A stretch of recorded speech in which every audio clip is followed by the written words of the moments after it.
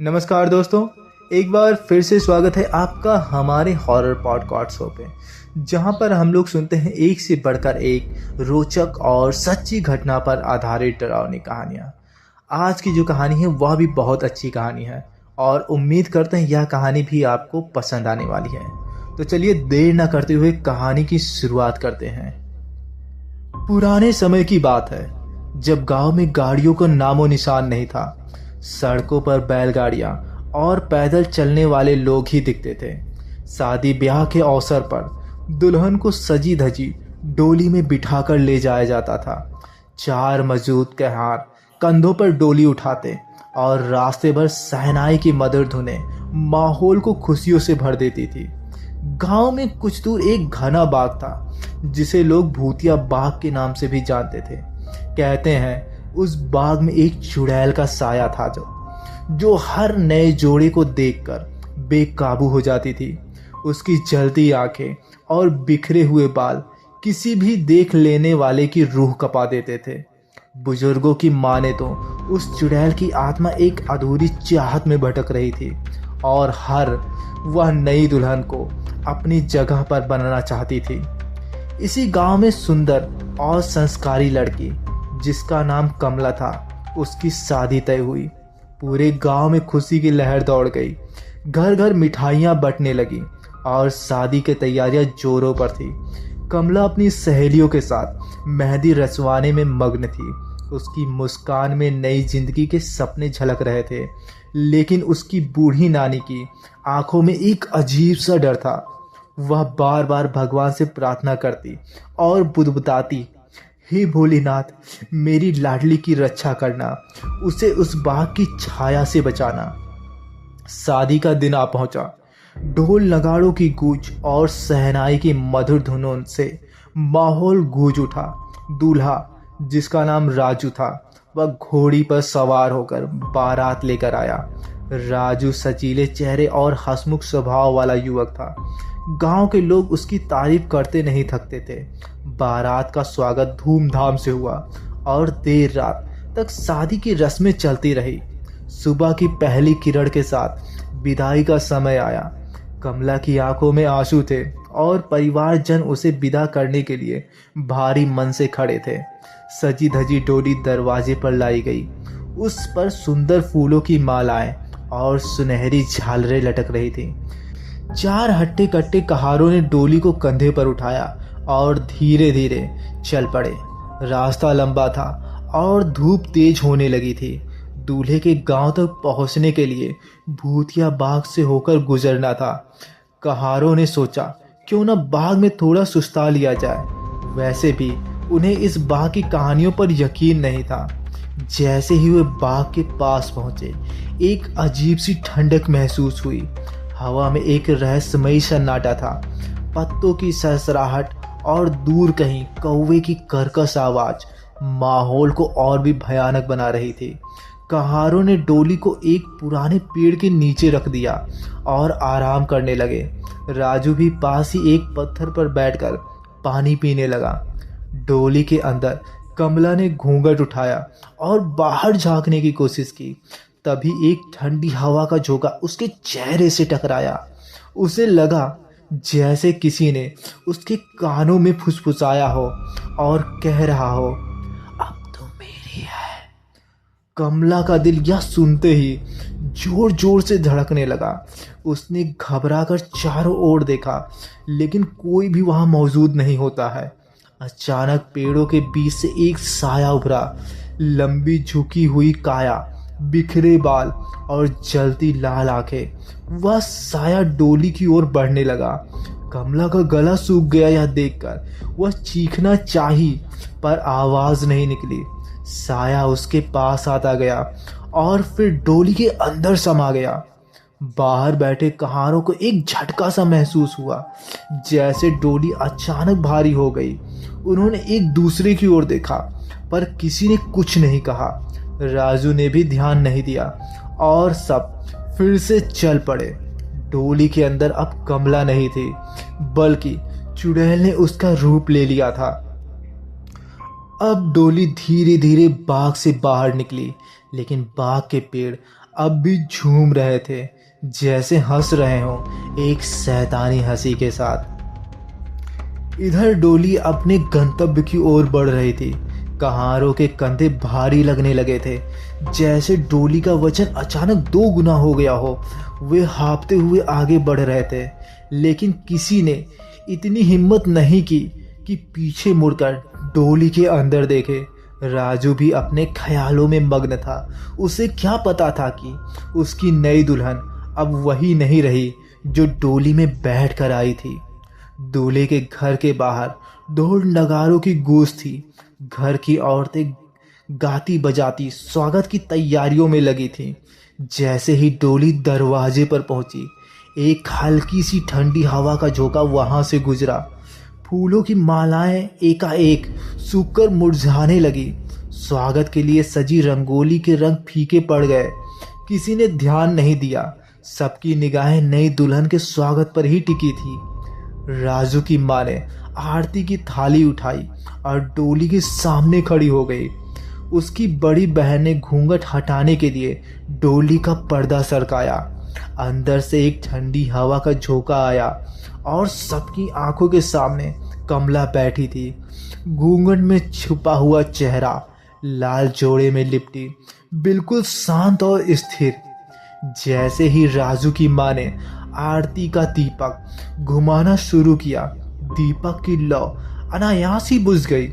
हैरानी तो इस धर हुई, लेकिन लोगों ने इसे ज्यादा गंभीरता से नहीं लिया।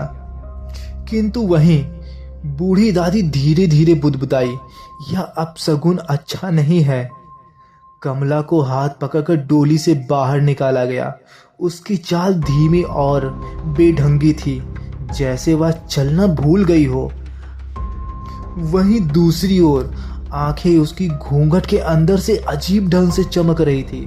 घर में प्रवेश करते ही दरवाजे के ऊपर रखा आम का तोरण अचानक गिर पड़ा।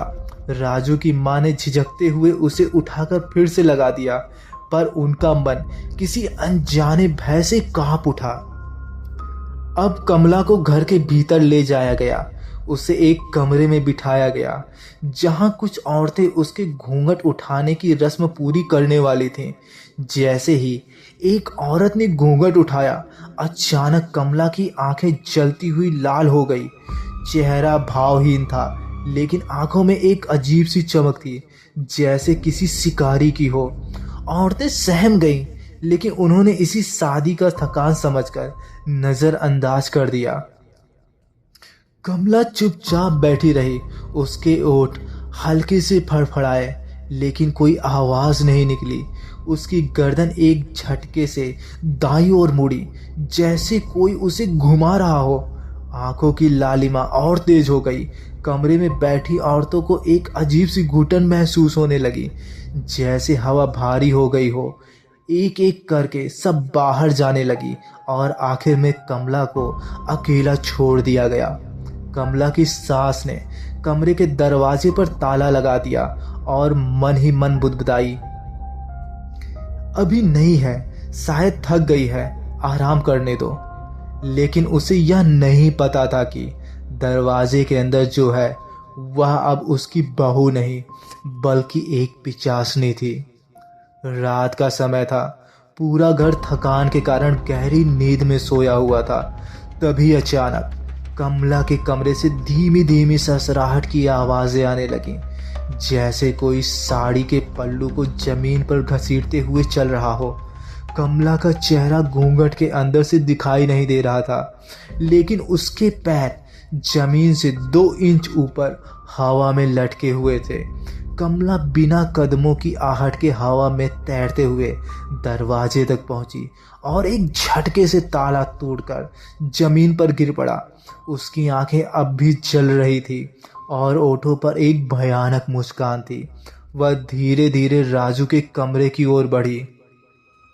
कमला ने दरवाजा खोला। राजू गहरी नींद में था। अचानक उसे ठंड का एहसास हुआ और उसकी नींद खुल गई। कमरे में एकदम घुप अंधेरा था, लेकिन दरवाजे पर एक धुंधली आकृति दिखाई दी। राजू ने आंखें मिचलाते हुए पूछा, कौन है वहां? आकृति धीरे धीरे आगे बढ़ी। राजू ने दीपक जलाने के लिए हाथ बढ़ाया, लेकिन उसे महसूस हुआ कि उसके हाथ बुरी तरह कांप रहे थे। दीपक की हल्की रोशनी में उसने देखा कमला उसके सामने खड़ी थी, लेकिन उसका चेहरा घूंघट के पीछे अजीब ढंग से टेढ़ा मेढ़ा हो रहा था, जैसे किसी ने उसे मरोड़ दिया हो। कमला के ओठ हिले, पर आवाज नहीं आई। एक घुटी हुई कर्कश आवाज फिर गूंजी और उसने कहा, तुम मेरा है, सिर्फ मेरा। तुझे कोई नहीं ले सकता, कोई भी नहीं। राजू के रोंगटे खड़े हो गए इस आवाज को सुन के। वह कांपते हुए पीछे हटने लगा, लेकिन कमला ने हवा में हाथ उठाया और कमरे का दरवाजा एक झटके से बंद हो गया। दीपक की लौ अचानक उठी और फिर बुझ गई। कमरे में घुप अंधेरा और सन्नाटा पसर गया। राजू की चीख बाहर तक नहीं पहुंच सकी और कमला के मुंह से एक भयानक सी हंसी गूंज उठी, जो पूरे घर में गूंजती रही। रात का सन्नाटा अब भी पूरे घर में पसरा हुआ था। राजू के कमरे से निकली वह भयानक आवाज पूरे दीवार में समा गई। सुबह की पहली किरण के साथ घर में हलचल होने लगी। राजू की माँ ने सोचा, नई बहू को जल्दी उठाकर घर के रीति रिवाज समझाया जाए, लेकिन जैसे ही वह कमरे में पहुंची, उसका दिल धक से रह गया। कमला दरवाजे के पास फर्श पर बैठी हुई थी। उसके बाल बिखरे हुए थे, चेहरा पीला पड़ा था और आंखें सुर्ख लाल हो रही थीं। वह एक टक दीवार को घूर रही थी, जैसे वहां कोई खड़ा हो। राजू की माँ ने उसे हिलाकर पूछा, कमला बेटा, क्या हुआ? तबीयत तो ठीक है? कमला ने धीरे धीरे सिर घुमाया और उसकी आंखें इतनी लाल चमकीली थीं कि राजू की माँ एक कदम पीछे हट गई। कमला के ओठों से धीमी फुसफुसाती हुई आवाज निकली और उसने डर से बोला, वह मुझे लेने आया है, पर नहीं नहीं, अब वह नहीं है, मुझे नहीं छोड़ेगा।